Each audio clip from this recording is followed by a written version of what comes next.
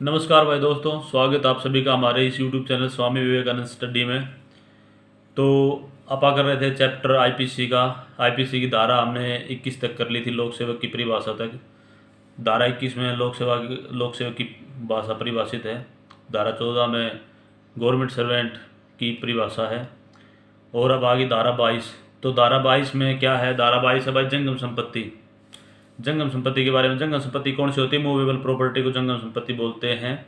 जो संपत्ति चल संपत्ति होती है, जो संपत्ति एक स्थान से दूसरे स्थान पर ले जाई जा सके, वो संपत्ति चल संपत्ति कहलाती है, जिसको परिभाषित किया गया है आईपीसी की धारा 22 में।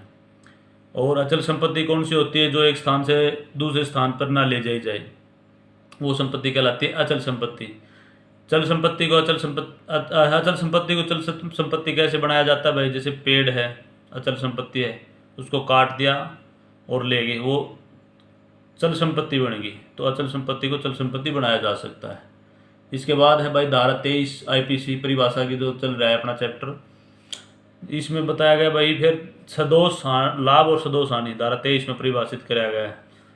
सदोष लाभ, सदोष हानि। सदोष लाभ कैसे? जैसे गलत तरीके से प्राप्त किया गया लाभ, और सदोष हानि जो गलत तरीके से प्राप्त किया गया लाभ है, उसके अगेंस्ट उसमें जो परिपेक्ष में जो हानि होती है किसी को, वो सदोष हानि कहलाती है।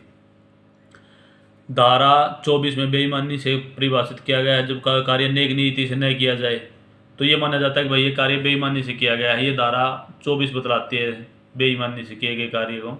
तो बेईमानी से जो कार्य किया जाता है उसको परिभाषित किया गया है धारा 24 में। अब धारा 25 है कपटपूर्वक।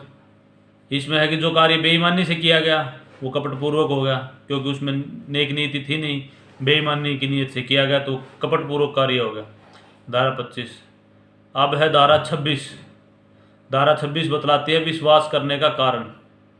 जैसे कोई पुलिस वाला रात को पेट्रोलिंग कर रहा है और पेट्रोलिंग के दौरान उसे कोई ऐसा आदमी भाई जिसको देख के ये लगता नहीं कि भाई ये सामान इसका हो सकता है, जैसे कोई भाई फटे पुराने कपड़े पहन रहा है, सोने की चैन ले रहा है, या कोई महंगी बाइक मोटरसाइकिल या गाड़ी ऐसी ले रहा है जिसको देख के ये विश्वास होता है भाई या इसकी नहीं हो सके, ये इसकी हो नहीं सकती चीज़, हो सकता है ये कहीं से चोरी करके ले आया हो। तो ये है विश्वास करने का कारण। वहाँ विश्वास करने का कारण हो जाता है कि भाई ये चोरी करके ले आया।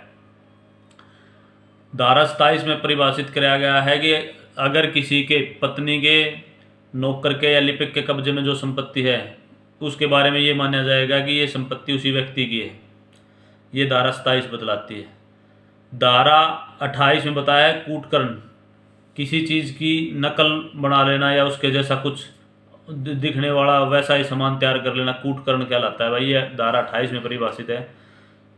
ये जब आपके धारा आएंगी 467 के करीब, जब ये काम आएगा 465 के बाद, ये कूटकर्ण शब्द का प्रयोग मोस्टली वहाँ होता है भाई, जहाँ दस्तावेजों का कूटकर्ण वगैरह या सिक्के का भी कूटकर्ण में ये इस शब्द का प्रयोग किया गया है। तो ये धारा 28 में परिभाषित आईपीसी की में परिभाषा होगी में कूटकर्ण। अब है 29। धारा 29 में बताया गया दस्तावेज। दस्तावेज का मतलब मोस्टली हम ये मानते हैं दस्तावेज वही है जो मतलब लिखा हुआ हो कापी किताब में, या कहीं उस ऐसे तैयार हो, लिखा हुआ हो कापी रिटर्न में, इस तरह का पेज के रूप में वो दस्तावेज होगा। लेकिन ऐसा नहीं है, ऐसी कोई भी भाषा जो समझ में आ सके, कहीं लिखी गई हो और न्यायालय में उसको इस प्रकार प्रयोग किया जा सके कि वो सबूत पेश कर दे। जैसे किसी ने कोई दीवार पे ऐसा लिख दिया, या मतलब किसी पुराने पत्थरों में या किसी ऐसी जगह पे कुछ लिखा हुआ है, या कोई धरती पे ऐसी जगह लिख दिया जो उस समय पढ़ा जा सके, वो दस्तावेज ही होता है। धारा 29A में है इलेक्ट्रॉनिक दस्तावेज। आजकल मोबाइल का, कंप्यूटर का, सबका ज़माना है, तो जो इसके अंदर जो दस्तावेज वो रिटर्न में जो सामग्री उपलब्ध होती है वो इलेक्ट्रॉनिक दस्तावेज कहलाती है।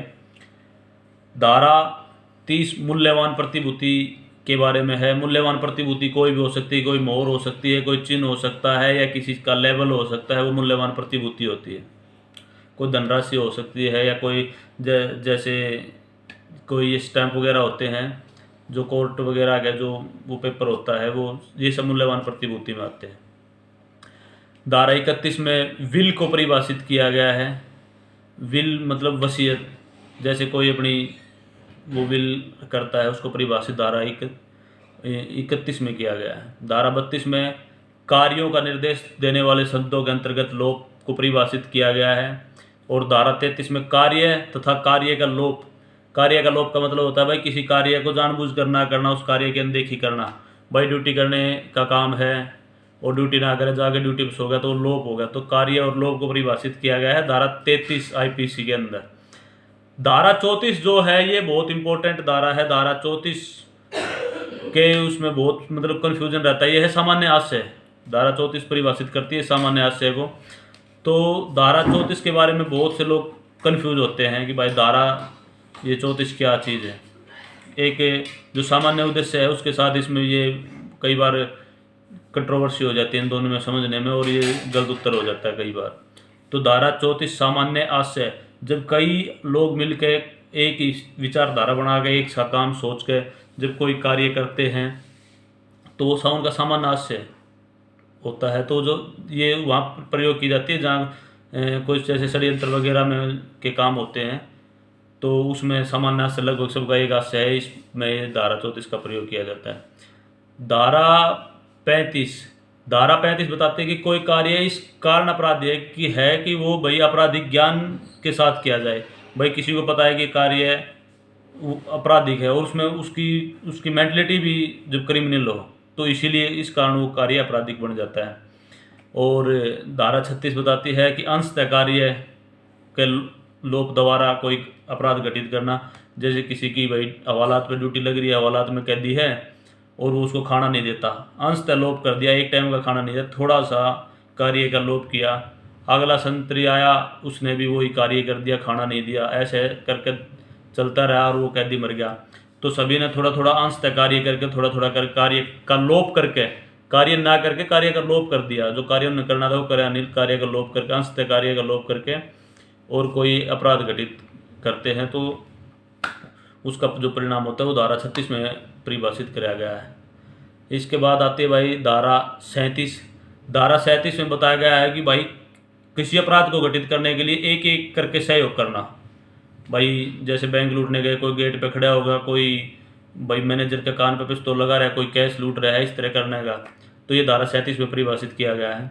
धारा 38 में बताया गया है कि भाई एक ही अपराध में संलिप्त सभी व्यक्तियों को अलग अलग दंड से दंडित भी किया जा सकता है। भाई जरूर नहीं कोई अपराध हुआ है और उस अपराध में भाई एक किसी ने हत्या कर दी तो जरूर नहीं है कि भाई सारे मर्डर के चार्ज, सब पे मर्डर का चार्ज लगाया जाएगा 302 का। ऐसा भी है कि भाई जिसने जैसा अपराध किया है उसके अनुसार उनको अलग अलग सजा भी दी जाएगी। ये धारा 38 बताती है। धारा 39 बताती है भाई स्वेच्छापूर्वक, अपनी मर्जी से स्वेच्छापूर्वक जो कार्य है खुद की मर्जी से अपनी इच्छा से किया जाए स्वेच्छापूर्वक, वो धारा 39 में परिभाषित है। धारा 40 अपराध की परिभाषा बताती है और धारा 41 बताती है स्पेशल लॉ, और जो मतलब स्पेशल विशेष कानून जो लागू होते हैं कोई विशेष उसके लिए लागू कराया जाए, स्पेशल लॉ होते हैं। और धारा 42 बताती है लोकल लॉ के बारे में। लोकल लॉ जैसे भाई अपने दिल्ली पुलिस में दिल्ली पुलिस का डीपी एक्ट है, इस प्रकार हर किसी विशेष क्षेत्र के लिए, किसी विशेष एरिया के लिए बनाया गया कानून स्थानीय कानून कहलाता है, लोकल लॉ कहलाता है। धारा 42 में परिभाषित है। अब है धारा 43 जो परिभाषित करती है इलीगल, अवैध को। जो कार्य अवैध होता है, जो वैध हो कानूनी रूप से। अवैध कार्य कौन सा होता है भाई? जो कानूनी रूप से वैध ना हो, जिसे कानून करने की इजाज़त नहीं देता, वो इलीगल हो गया, वो अवैध हो गया। उसको परिभाषित किया गया है धारा 43 आईपीसी में, 43 आईपीसी में उसको परिभाषित किया गया है। धारा 44 आईपीसी में परिभाषित किया गया है क्षति को परिभाषित किया गया। धारा 44 आईपीसी में ये काफ़ी बार पूछा जाता है भाई, ये इंपॉर्टेंट है कि क्षति को परिभाषित आईपीसी की कौन सी धारा में किया गया, तो 44 में किया गया। 45 है, इसमें जीवन की परिभाषा है। 46 में मृत्यु की परिभाषा है। 47 में जीव जंतु है। और भाई ऐसे ही 48 में जलियान है। 49 में माह वर्ष है। और 50 में धारा सेक्शन जो इसमें है उनको परिभाषित किया गया है। और भाई धारा 51 में शपथ को परिभाषित किया गया है। धारा 52 में सद्भावनापूर्वक, जो कोई कार्य है सद्भावनापूर्वक। ये सद्भावनापूर्वक एक ऐसा शब्द है जहाँ 100 खून माफ हो जाते हैं। मतलब जहाँ के एक है कोई कार्य सद्भावनापूर्वक किया गया तो वहाँ पर माफी का खाता हो जाता है। बिल्कुल भाई, सद्भावनापूर्वक किया गया, नेक नीति से सद्भावनापूर्वक जो कार्य कर दिया वहाँ पर बचाव होता ही होता है। ये धारा 51 में परिभाषित है, 52 में, सॉरी दिमाग, ये धारा 52 में परिभाषित है सद्भावनापूर्वक, और धारा 52A में परिभाषित है आश्रय देना।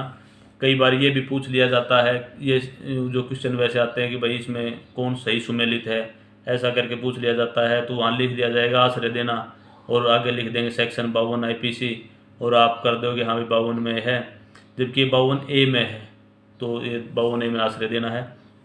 तो भाई यहाँ तक तो थी अपनी परिभाषाएं। तो परिभाषाओं का चैप्टर अपना ख़त्म हो गया है आज। जो ये परिभाषाएं थी ठीक है, जो समझ में आ गई ठीक है, नहीं आई तो भाई कमेंट्स में आपने कमेंट डाल देना, बताएंगे बिल्कुल जैसा भी है।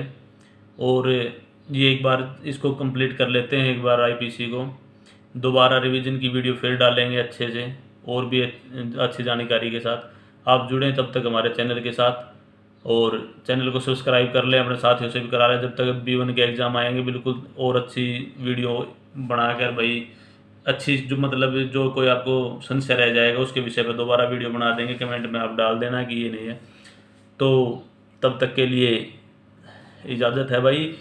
अब चैनल को सब्सक्राइब ज़रूर कर लेना, ये फ्री चैनल है, कोई कमाई के लिए चैनल नहीं चलाया जा रहा है, ये आप लोगों की जानकारी के लिए चलाया जा रहा है, ठीक है। तब तक के लिए जय हिंद।